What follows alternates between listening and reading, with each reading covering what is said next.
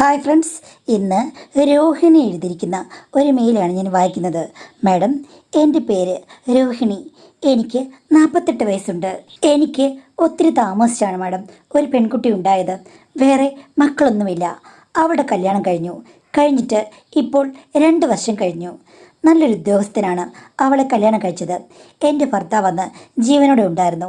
അവളുടെ കല്യാണം കഴിഞ്ഞ് 1 വർഷം കഴിഞ്ഞപ്പോഴേക്കും ഭർത്താവ് മരിച്ചു പോവുകയും ചെയ്തു.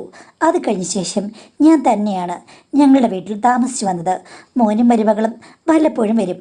എനിക്ക് ഒരു സ്വകാര്യ മാനേജ്മെൻറ്റ് സ്ഥാപനത്തിൽ പണ്ടേ ജോലിയുണ്ട് മാഡം.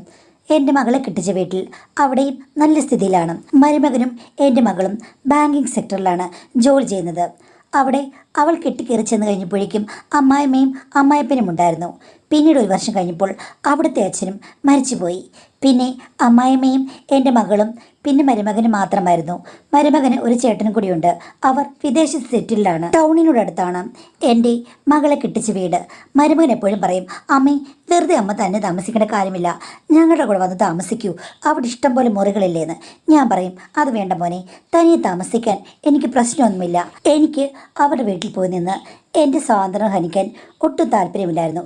അതുമാത്രമല്ല, അന്നൊക്കെ മരുമകൻ്റെ അച്ഛനോട് ഉണ്ടല്ലോ, അങ്ങനെ പോയി നിന്ന് കഴിഞ്ഞാൽ ശരിയാകില്ല. എൻ്റെ മകളുടെ അമ്മായിമ്മ, അവരും സുന്ദരിയായ ഒരു സ്ത്രീയാണ്. 50 വയസ്സുണ്ട്.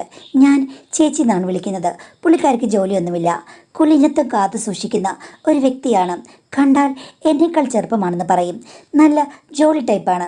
പുള്ളിക്കാർ എന്നോട് പറയും, എടി, നീ വന്നിവിടെ നിൽക്കുന്നതിൽ ആർക്കൊരു പ്രശ്നവുമില്ല, ഈ വീട് നിൻ്റെയും കൂടെ വീടല്ലേ, വരൂ എന്നൊക്കെ പറയും. ഞാൻ പറയും, വേണ്ട ചേച്ചി, അത് ശരിയാകില്ലെന്ന്.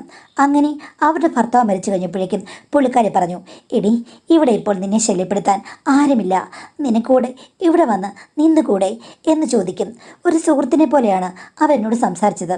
അച്ഛൻ മരിച്ചു കഴിഞ്ഞ ശേഷം മരുമകൻ എന്നെ നിർബന്ധിക്കാൻ തുടങ്ങി. അമ്മേ, ഇനിയിപ്പോൾ ഇവിടെ വന്ന് താമസിക്കാൻ ഒരു രീതിയിലും അമ്മ തടസ്സം പറയരുത്.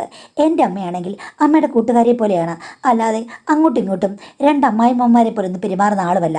അപ്പോൾ ഇവിടെ വന്ന് ഇടയ്ക്കെങ്കിലും താമസിക്കൂ, അമ്മയ്ക്ക് ഇവിടുന്ന് ജോലിക്ക് പോകാനും എളുപ്പമാണല്ലോ എന്ന് പറഞ്ഞു. അങ്ങനെയായപ്പോൾ ഞാൻ പറഞ്ഞു, ശരി, ഞാൻ 2 ആഴ്ച അവിടെ താമസിക്കാം, 2 ആഴ്ച എൻ്റെ വീട്ടിലും താമസിക്കാമെന്ന് പറഞ്ഞു. അത് അവർ ഓക്കെ പറഞ്ഞു മാഡം. അങ്ങനെ ഞാൻ അവിടേക്ക് താമസം മാറി. ഈ വീടിനേക്കാൾ നല്ല സൗകര്യമുള്ള വീടാണ് അവിടെ. മരുമകൻ്റെ അമ്മയുടെ പേര് തൽക്കാലം നമുക്ക് ശുഭ എന്ന് വയ്ക്കാം. ശുഭ ചേച്ചി എന്നോട് വലിയ കാര്യമാണ്. ഞാൻ ചെന്ന് കഴിഞ്ഞപ്പോൾ തൊട്ടടുത്ത മുറി തന്നെയാണ് എൻ്റെ ബെഡ്റൂം എടുത്ത് തന്നത്. എന്നിട്ട് എന്നോട് പറഞ്ഞു, ഒട്ടും വിഷമിക്കേണ്ട കാര്യമില്ല, എനിക്ക് ഒരു കൂട്ടാണ് ആവശ്യം. ഭർത്താവ് പോയതിൽ പിന്നെ ശരിക്കും എൻ്റെ മനസ്സ് ഒത്തിരി ദുഃഖത്തിലാണ്. നിനക്കും അങ്ങനെ തന്നെയാണെന്നറിയാം. നമുക്ക് മിണ്ടിയും പറഞ്ഞു ഇവിടെ എങ്ങനെ ഇരിക്കാം. പിന്നെ ഇടയ്ക്കിടയ്ക്കൊക്കെ നമുക്ക് പുറത്തു പോകാം. ഞാൻ പണ്ട് സമയത്തൊന്നും പുറത്തു പോകാറില്ല. ഹസ്ബൻഡ് വിളിക്കുമ്പോൾ ഒന്ന് പോകും, കാറിൽ തിരിച്ചു വരും. അതല്ലാതെ ഒന്നും എനിക്കില്ല. ക്ഷേത്രങ്ങളിലൊക്കെ പോകണമെന്ന് എനിക്ക് ആഗ്രഹമുണ്ട്. പക്ഷേ പുള്ളി ബിസിയായിരുന്നു, അതുകൊണ്ടൊന്നും നടന്നിട്ടില്ല. നമുക്ക് 2 പേർക്കും കൂടെ എവിടെയെങ്കിലും കറങ്ങാൻ പോകണം. ഇവരുടെ ഒന്നും സഹായം നമുക്ക് ആവശ്യമില്ല എന്നൊക്കെ മകൻ്റെയും എൻ്റെ മകളുടെ മുന്നിൽ വെച്ച് പറയും. അവർ 2 പേരും പറയും, നിങ്ങൾക്ക് 2 അമ്മമാർക്കും എവിടെ വേണമെങ്കിലും പോകാം, അതിനുള്ള സാഹചര്യം ഉണ്ടല്ലോ, പിന്നെ എന്തിനാണ് ഞങ്ങളോട് പറഞ്ഞത്? നിങ്ങൾ ഇനിയെങ്കിലും നിങ്ങളുടെ ജീവിതത്തിൽ ഇഷ്ടമുള്ള കാര്യങ്ങൾ ചെയ്ത് നടക്കുമെന്ന് പറയും. അത് കേൾക്കുമ്പോൾ എന്തൊരു സന്തോഷമാണെന്നോ. കാര്യം, ഞങ്ങളെ മനസ്സിലാക്കുന്ന 2 മക്കളാണ് ഞങ്ങൾക്കുള്ളത്. അതുകൊണ്ട് തന്നെ ഞങ്ങൾ ഇഷ്ടപ്പെട്ട അമ്പലങ്ങളിലും മറ്റും കറങ്ങി നടക്കാൻ തുടങ്ങി. ഒരു ദിവസം ഞാൻ ചേച്ചിട്ട് പറഞ്ഞു, ചേച്ചി, നമുക്ക് മാളിൽ നിന്ന് പോകാമെന്ന്. ചേച്ചി പറഞ്ഞു, എടി, ഹസ്ബൻഡ് ഉള്ളപ്പോൾ പോയതാ. എനിക്കാണെങ്കിൽ അവിടുത്തെ ഈ കറങ്ങുന്ന പടിയില്ലയോ, അത് കയറാനൊക്കെ ഒത്തിരി ബുദ്ധിമുട്ടാണ്. ചേച്ചിക്ക് ബുദ്ധിമുട്ടോ? ഓടിച്ചാടി നടക്കില്ലേ? ചേച്ചിക്ക് ഇപ്പോഴും കണ്ടു കഴിഞ്ഞാൽ ഒരു 40 വയസ്സ് വരെ പറയില്ലല്ലോ. എടി, അതല്ല, എനിക്ക് പേടിയാ. അത്രയേ ഉള്ളൂ, ഒരു പ്രശ്നമില്ല, ഞാൻ ചേച്ചിയെ കയറ്റിപ്പിക്കാമെന്ന് പറഞ്ഞ് ഞങ്ങൾ അവിടെ പോയി മാഡം. ആ സമയത്തില്ലേ, ആ യന്ത്രഗോവണി കയറുമ്പോൾ ചേച്ചി പെട്ടെന്ന് കയറിപ്പോയി. ഞാൻ പറഞ്ഞ ചേച്ചിയോട് പിടിച്ചു നിൽക്കാൻ. പക്ഷേ ഞാൻ കയറുന്നതിന് മുമ്പില്ലേ ഒരു ചെക്കൻ ചേച്ചിയുടെ തൊട്ടടുത്തുള്ള പടിയിൽ കയറി. അത് കഴിഞ്ഞ് ഞാനും കയറി മുകളിൽ ചെന്ന് കഴിഞ്ഞപ്പോഴേക്കും ആ ചെക്കനാണ് ചേച്ചിയെ അവിടെ നിന്ന് ഇറങ്ങാൻ സഹായിച്ചത്. അപ്പോൾ ഞാനും കൂടെ ചേർന്നു. നടക്കുന്നതിനിടയ്ക്ക് ആ ചെക്കനങ്ങ് പോവുകയും ചെയ്തു. ചേച്ചി എന്നോട് പറഞ്ഞു, എടി, ഒരു സംഭവം നടന്നു. അപ്പം ഞാൻ ചോദിച്ചു, എന്താ ചേച്ചിന്ന്? ആ ചെക്കനില്ലേടി, സാരിക്ക് ഇടയിലൂടെ പോന്ന് ഷൂ ഉള്ളതാണോ ചേച്ചി എന്ന് പറഞ്ഞപ്പോൾ ചേച്ചി പറഞ്ഞു, എടി ഞാനിങ്ങനെ വിചാരിച്ചേയില്ല. എൻ്റെ മകനോ കൊച്ചുമകനോ ആകാനുള്ള പ്രായമല്ലേ ഉള്ളൂ. ആ ചെക്കന് എത്ര വയസ്സ് കാണൂടി? ഒരു 20 വയസ്സല്ലേ ഉള്ളൂ. എന്തൊരു സുന്ദരനായ ഒരു ചെക്കനാണ്.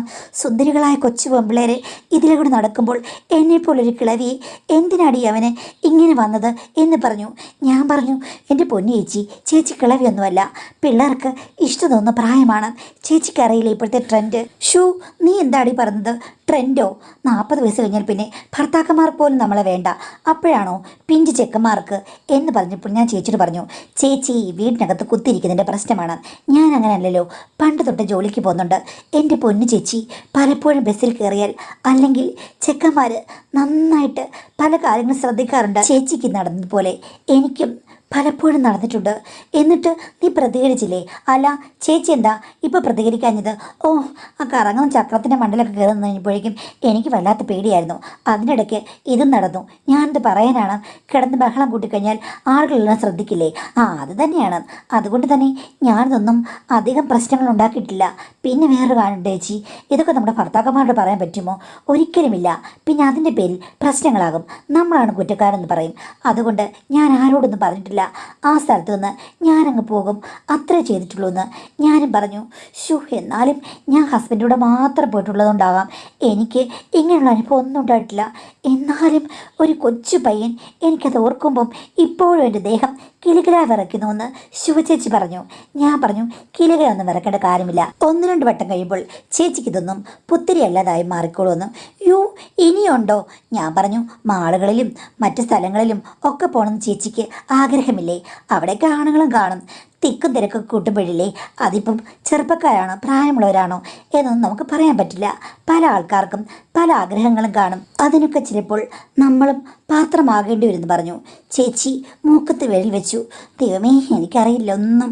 എടീ, സത്യം പറ, നിനക്ക് നേരത്തെ ഇങ്ങനെയുള്ള ചെക്കന്മാരുമായിട്ട് ബന്ധമുണ്ടോ? അവന്മാരിങ്ങനെ വന്ന് നിന്നെ കിള്ളുകയും നുള്ളുകയൊക്കെ ചെയ്തല്ലേ? പോയേച്ചി, അങ്ങനൊന്നുമില്ല. അനുഭവങ്ങൾ ഉണ്ടായിട്ടുണ്ട്.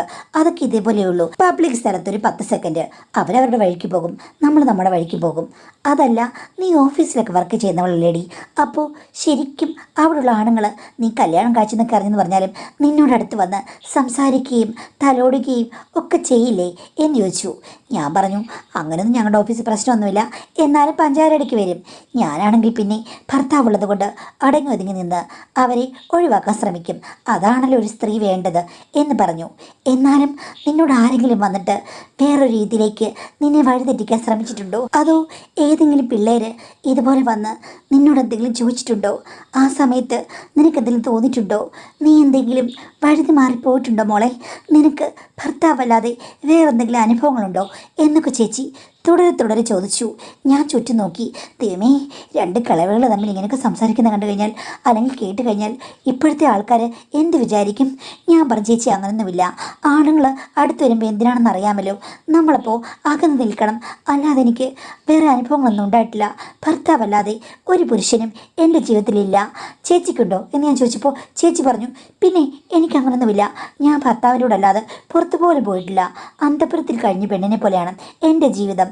അപ്പോൾ പിന്നെ ഞാൻ എന്ത് കണ്ടിരിക്കുന്നു? ഒന്നുമില്ല. പക്ഷേ നീ ഓഫീസ് ജോലി ചെയ്യുന്നത് കൊണ്ടാണ് ഞാൻ നിന്നോട് ചോദിച്ചത്. അതൊക്കെ ഓക്കെയാണ്. പലരും പല അപ്രോച്ചോട്ട് വരും.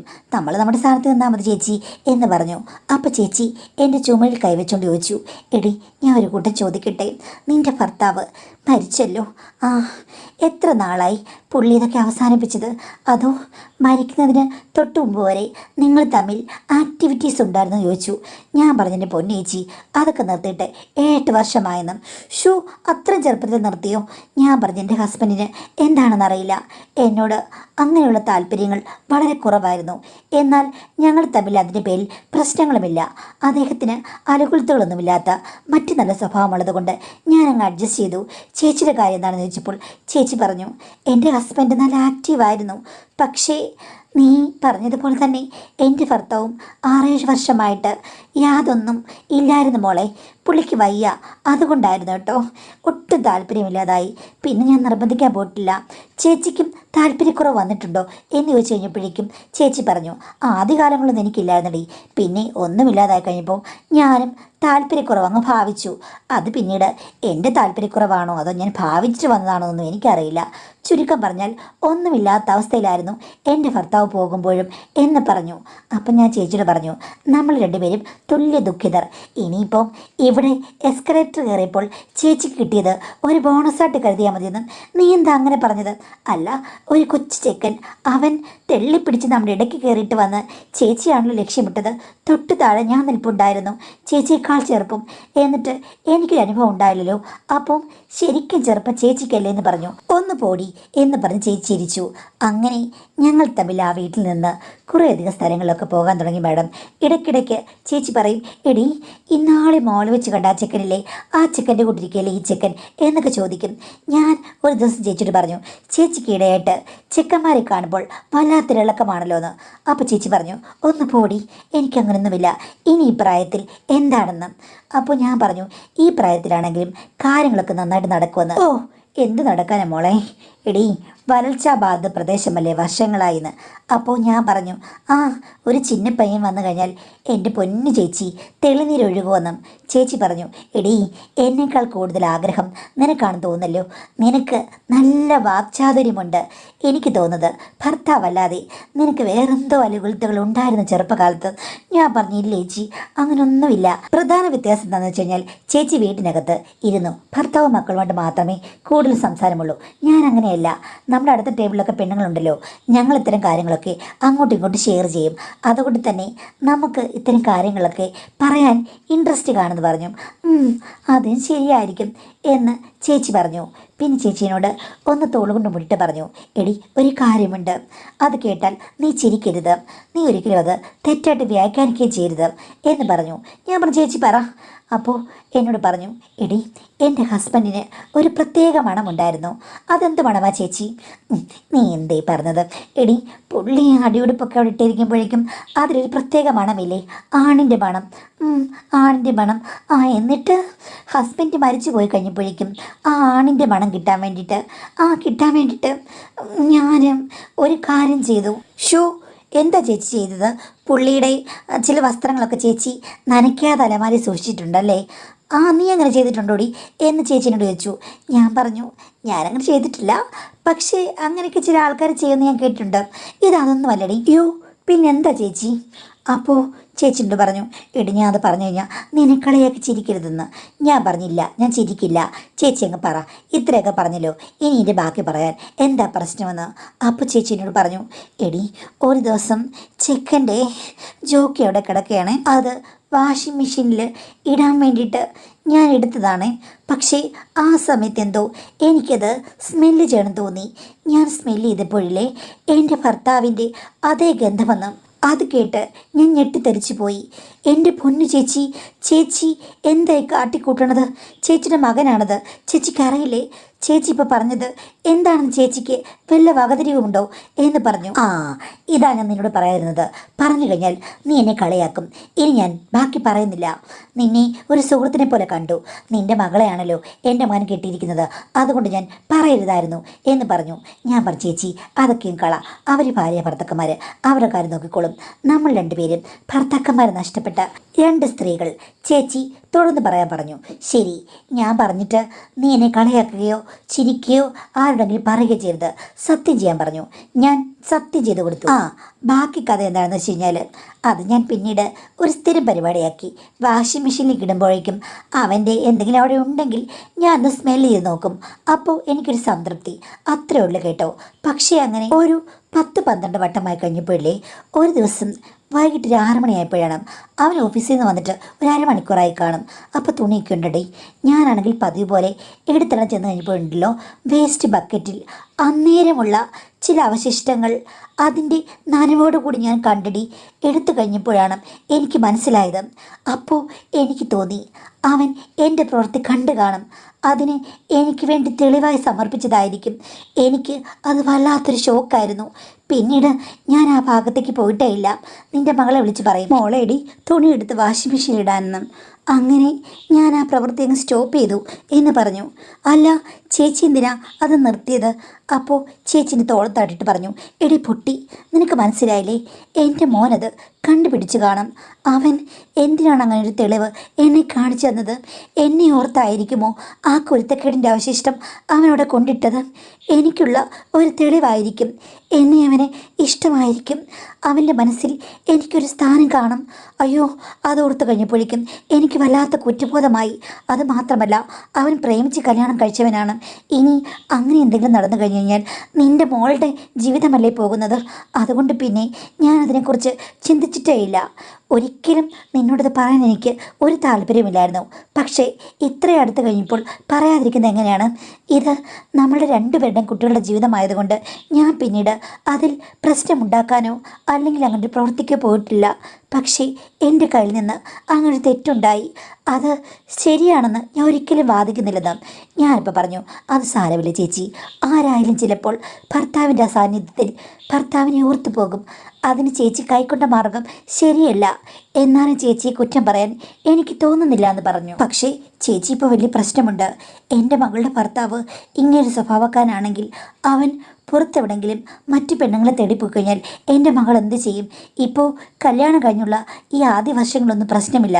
പക്ഷേ അവനിങ്ങനെ ഓരോ ഇഷ്ടം മൂത്ത് അങ്ങിറങ്ങിപ്പോയി കഴിഞ്ഞാൽ എൻ്റെ മകള് വഴിയാധാരമാകില്ലേ എന്ന് പറഞ്ഞു. അപ്പോൾ ചേച്ചിയോട് പറഞ്ഞു, അവന് മറ്റു പെണ്ണുങ്ങളോടൊന്നും താല്പര്യമില്ല, എന്നോട് മാത്രമേ താല്പര്യമുള്ളൂ എന്ന് തോന്നുമെന്ന്. അതെങ്ങനെ ചേച്ചി ഉറപ്പിച്ച് പറയാൻ പറ്റും? ഇങ്ങനൊരു സിഗ്നൽ തന്നവൻ തീർച്ചയായിട്ടും മറ്റു പെണ്ണുങ്ങളോടും താല്പര്യം ഉണ്ടാകും. എൻ്റെ മകളുടെ ജീവിതം പോയെന്ന് പറഞ്ഞാൽ മതി. അവൻ സ്വന്തം അമ്മയോട് പോലും ഇങ്ങനെയാണെങ്കിൽ പിന്നെ പറഞ്ഞിട്ട് കാര്യമുണ്ടോ എന്ന് പറഞ്ഞു കഴിഞ്ഞപ്പോഴേക്ക് ചേച്ചിയോട് പറഞ്ഞു, ഇല്ല, എൻ്റെ മകന് നിൻ്റെ മകളോടും എന്നോടും മാത്രമേ താല്പര്യമുള്ളൂ. ചേച്ചി അത് ഉറപ്പിച്ച് പറയാൻ കാരണം എന്താ? എന്തോ ഒരു കാര്യം നടന്നിട്ടുണ്ട്. സത്യം പറ ചേച്ചി, ഈ കഥ അത്രയ്ക്ക് അങ്ങോട്ട് ശരിയായ കഥയാണെന്ന് എനിക്ക് തോന്നുന്നില്ല. ഈ കഥയുടെ ഈ ഒരു എൻഡ് കഴിഞ്ഞിട്ട് പിന്നെയും കഥയില്ലേ? ചേച്ചി സത്യം പറ എന്ന് പറഞ്ഞു.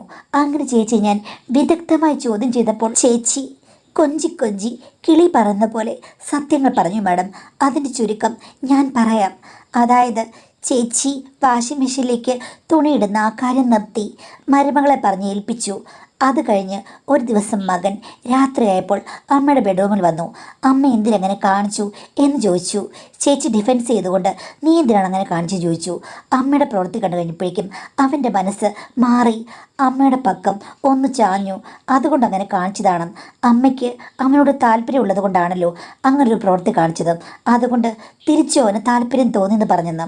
വേണ്ട, അത് ശരിയാകില്ല, ആവശ്യമില്ലാത്ത കാര്യമാണ്, അമ്മയ്ക്ക് പറ്റിയ അബദ്ധമാണ്, മോൻ പിന്മാറണമെന്ന് പറഞ്ഞു. അവൻ പക്ഷേ പിന്മാറാൻ തയ്യാറല്ലായിരുന്നു. അവൻ പറഞ്ഞത് എല്ലാ ഡേറ്റ്സ് വരുമ്പോഴും അവനും ഭാര്യയും 2 റൂമിലാണ് കഴിയുന്നതത്രേ. അതായത് മുകൾ നിലയിലാണ് അവർ. നമുക്കറിയില്ലല്ലോ, അവിടെ 2 ബെഡ്റൂമും അവർ ഉപയോഗിക്കാറുണ്ട്. അങ്ങനെയാണ് ആ ദിവസങ്ങളിൽ അവൻ ചേച്ചിയുടെ അടുത്ത് വരാമെന്ന് പറഞ്ഞെന്ന്. ചേച്ചി വിലക്കെങ്കിലും അടുത്ത ദിവസങ്ങളിൽ മകൾ ആ ഒരു ഡേറ്റിലേക്ക് പോയി കഴിഞ്ഞപ്പോഴേക്കും ചേച്ചിയെ തേടി അവൻ വന്നെന്നും ചേച്ചിയുടെ സമ്മതമൊന്നും ചോദിച്ചില്ലെന്നും നേരെ അന്തഃപുരത്തിലെ അരമന വാതിൽ അവൻ തുറന്നെന്നുമാണ് ചേച്ചി എന്നോട് പറഞ്ഞത്. എടി മോളെ, 1 കഴിഞ്ഞപ്പോഴേക്കും ഞാൻ പിന്നെ എതിർക്കാൻ നോക്കി. 2 3 4 5 കഴിഞ്ഞപ്പോൾ ഇപ്പോൾ എൻ്റെ അരമന വാതിൽ തുറന്നു കിടക്കുകയാണ് മോളെ, എനിക്ക് എതിർക്കാൻ പറ്റുന്നില്ല എന്ന് പറഞ്ഞ് ചേച്ചി പൊട്ടിക്കരഞ്ഞു. ഷുഹിടി കള്ളി, എന്തൊരു കരച്ചിലായത്! സ്വന്തം മകൻ്റെ കാര്യങ്ങൾ പറഞ്ഞിട്ട് ഇത്രയും കരയുന്നൊരു കള്ളി ആദ്യമായിട്ട് കാണുകയാണ്. ഇതിന് എന്ത് മറുപടി പറയണമെന്ന് എനിക്കറിയില്ലായിരുന്നു. ഇത്തിരി കഴിഞ്ഞപ്പോൾ എൻ്റെ വായിൽ നിന്ന് വന്നു, ചേച്ചി കരയണ്ട, വലിയൊരു കള്ളിയാണ് ചേച്ചി, എന്നിട്ട് കരയുന്നു, ആസ്വാദനം നടക്കുന്നുണ്ട്, എന്നിട്ടിപ്പം വെറുതെ കരഞ്ഞിട്ട് എന്താ കാര്യം? പേരും കള്ളി, ഇപ്പോഴെങ്കിലും സത്യം പറഞ്ഞല്ലോ, എൻ്റെ മകളുടെ ജീവിതം കോഞ്ഞാട്ടയാകുന്ന തോന്നുന്നത് എന്ന് പറഞ്ഞു കഴിഞ്ഞപ്പോഴേക്കും ചേച്ചി പറഞ്ഞു, എടി നീ പ്രശ്നം ഉണ്ടാക്കരുത്, ആരോടും പറയരുത്. ഒരു ദുർബല നിമിഷത്തിൽ ഞാൻ യഥാർത്ഥം നിന്നോട് അങ്ങ് പറഞ്ഞു പോയതാണ്. നിൻ്റെ മകളുടെ ജീവിതത്തിന് ഒരു പ്രശ്നം ഉണ്ടാകില്ല. അവൻ എനിക്ക് സത്യം തന്നിട്ടുണ്ട്. നിൻ്റെ മകളെ വെള്ളം കുടിപ്പിക്കില്ല, എല്ലാം അവൻ മാനജീവെന്ന്, ഒരിക്കലും അവൻ പ്രശ്നങ്ങൾ ഉണ്ടാക്കില്ലെന്ന് എന്നെ തൊട്ട് സത്യം ചെയ്താണ്. അതുകൊണ്ട് ഒരു കുഴപ്പവും സംഭവിക്കില്ല എന്ന് പറഞ്ഞു. ഇങ്ങനെ ആയിക്കഴിഞ്ഞപ്പോൾ ചേച്ചിനോടെല്ലാം തുറന്നു പറഞ്ഞതല്ലേ, അവരെ എങ്ങനെയാണ് ഞാൻ നിരുത്സാഹപ്പെടുത്തുക? ഞാൻ പിന്നീട് ഒന്നും പറഞ്ഞില്ല. എല്ലാ കഥകളും അറിയാവുന്ന ഞാൻ ആ വീട്ടിൽ വണ്ടറടിച്ച് കഴിഞ്ഞു എന്ന് പറയാം. പക്ഷേ പോകെ പോകെ മരുമകനെ അടുത്ത് കണ്ട് എൻ്റെ മനസ്സിൽ അസൂയ മുള പൊട്ടി. എന്നേക്കാൾ മൂത്താണ് ചേച്ചി. ചേച്ചിക്ക് കാര്യങ്ങളൊക്കെ സുഖമാകുന്നുണ്ട്. മരുമകൻ എൻ്റെ മുന്നിലും വല്ലാത്ത ഒരു കിട്ടാത്ത മുന്തിരിയായി അവശേഷിക്കുന്നു. എനിക്കത് സഹിച്ചില്ല. എനിക്ക് അസൂയായിരുന്നു. ചേച്ചി ചില കാര്യങ്ങൾ വർണ്ണിച്ച് പറയുമ്പോൾ എനിക്ക് ദേഷ്യം വരും. ഒരു ദിവസം ചേച്ചി എന്നോട് ചോദിച്ചു, ശരിക്കും നിൻ്റെ സൂക്കേട് എന്താണ്? നിനക്ക് താല്പര്യമുണ്ടോ മോളെ? എങ്കിൽ ഞാൻ പറഞ്ഞാൽ അവൻ അനുസരിക്കുമെന്ന് പറഞ്ഞു. ഞാൻ പറഞ്ഞു എനിക്ക് താല്പര്യമില്ലെന്ന്. ചേച്ചി പറഞ്ഞു ഉണ്ടെങ്കിൽ എന്നോട് പറഞ്ഞാൽ മതിയെന്ന്. ആദ്യത്തെ 3-4 ആഴ്ച ഞാൻ അത് സംസാരിച്ചില്ല. അവസാനം ചേച്ചി ഇതേപോലൊരു വർണ്ണന നടത്തി കഴിഞ്ഞപ്പോൾ ഞാനും തിരിച്ചു പറഞ്ഞു എനിക്കും ഒരവസരം വന്ന്. ചേച്ചി പറഞ്ഞു എടി എന്നേക്കാൾ വലിയ കള്ളിയാണ് നീ ഇത് ആദ്യമേ അങ്ങ് പറഞ്ഞാൽ മതിയായിരുന്നു. ഒരു പ്രശ്നവുമില്ല, പക്ഷേ നിൻ്റെ മോളെ സൂക്ഷിക്കണമെന്ന് പറഞ്ഞു. ഞാൻ പറഞ്ഞു ഒരു കുഴപ്പവുമില്ല, ആ ദിവസങ്ങളിൽ മാത്രമല്ലേ ഉള്ളൂ അവൻ ഫ്രീ എന്ന് ചോദിച്ചു. അപ്പോൾ ചേച്ചി പറഞ്ഞു അതേ ഉള്ളൂ എന്ന്. അങ്ങനെ ഇനി വരുന്ന ആദ്യ ദിവസം നിൻ്റെ അന്തഃപുരം അവൻ അലങ്കരിക്കുമെന്ന് പറഞ്ഞു. എനിക്ക് വല്ലാത്ത പേടിയായിരുന്നു. മുകളിൽ മകൾ ഉറങ്ങിക്കിടപ്പുണ്ട്. എന്താകുമെന്നറിയില്ല. അവർ തമ്മിലുള്ള കോർഡിനേഷനും ഒന്നും നമുക്കറിയില്ലല്ലോ മാഡം. അന്ന് ചേച്ചിയുടെ മുറിയിൽ വെച്ച് അവൻ എന്നെ മീറ്റ് ചെയ്തു. ചേച്ചി പറഞ്ഞു നിൻ്റെ അമ്മായിയമ്മയ്ക്ക് നിന്നെ വ്യക്തിപരമായി ഒന്ന് കാണണമെന്നും. അവൻ ചിരിച്ചത് മാത്രമേ ഉള്ളൂ. അവൻ എൻ്റെ പുറകെ ആട്ടിൻകുട്ടിയെപ്പോലെ എൻ്റെ റൂമിലേക്ക് വരികയായിരുന്നു. എനിക്കാണെങ്കിൽ കൈ ഓടുന്നില്ല, കാലും ഓടുന്നില്ല. പക്ഷേ എല്ലാം ഓടിക്കാൻ എൻ്റെ മരുമകന് നല്ല വിദഗ്ധനായിരുന്നു. അവൻ എൻ്റെ അടുത്ത് വന്നിരുന്ന് എന്നെ ധൈര്യവതിയാക്കി പ്രോത്സാഹിപ്പിച്ചു. ഇതുവരെ നനയാത്ത അകമഴയിൽ ഞാനൊന്ന് നനഞ്ഞരിഞ്ഞു മാഡം. ചുരുക്കം പറയാമല്ലോ, എനിക്ക് ഏറ്റവും സൗഭാഗ്യം എൻ്റെ മരുമകൻ തന്നെയാണ്. ചുമ്മാതല്ല, അവൻ്റെ അമ്മ പോലും അവനെ പുകഴ്ത്തുന്നത്. അവനൊരു പടക്കുതിരയാണ്. പക്ഷേ അവൻ എന്നോട് പറഞ്ഞത് ശരിക്കും അവന് ഇത്തിരി പ്രായമുള്ള സ്ത്രീകളാണ് ഇഷ്ടം. ഇപ്പോൾ അവൻ്റെ ഏറ്റവും ഫേവറേറ്റ് ഞാനാണെന്നാണ് പറയുന്നത്. എന്തായാലും കാര്യങ്ങളൊന്നും മകൾ അറിയാതെ റിസ്കിൽ വളരെ സ്മൂത്തായിട്ട് കൊണ്ടുപോകുന്നുണ്ട്. എത്രയും നാൾ എങ്ങനെ മുന്നോട്ട് കൊണ്ടുപോകുന്നൊന്നും എനിക്കറിയില്ല. പക്ഷേ ഇതാണ് എൻ്റെ അവസ്ഥ മാഡം എന്നാണ് പറഞ്ഞിരിക്കുന്നത്. ഇതിൽ ക്വസ്റ്റ്യൻസ് ഒന്നുമില്ല. അപ്പോൾ എനിക്ക് പറയാനുള്ളത് ഇത് വലിയൊരു ഞാണൽ മേൽക്കളി പോലെയാണ്. പിടിവിട്ട് കഴിഞ്ഞാൽ എവിടെ വേണമെങ്കിലും താഴെ വീണ് അപകടം പറ്റും. ഇപ്പം മകൾ അറിഞ്ഞു കഴിഞ്ഞാൽ പ്രശ്നങ്ങളുണ്ടാകും. തീർച്ചയായിട്ടും വളരെ കോംപ്ലിക്കേറ്റഡ് ഒരു ബന്ധമാണ്. പക്ഷേ ഈ പറഞ്ഞതുപോലെ അത് നിങ്ങളുടെ ആ ഒരു സർക്കിൾ ആയതുകൊണ്ട് നമുക്കൊന്നും ചെയ്യാൻ പറ്റില്ല. നിങ്ങളുടെ തന്നെ തീരുമാനം എടുക്കേണ്ടതാണ്. അപ്പോൾ ഇതൊന്നും നല്ല കാര്യമാണെന്നോ അല്ലെങ്കിൽ ഇതിനെ അനുകൂലിക്കുന്നതെന്നോ എനിക്കൊരിക്കലും പറയാൻ പറ്റില്ല.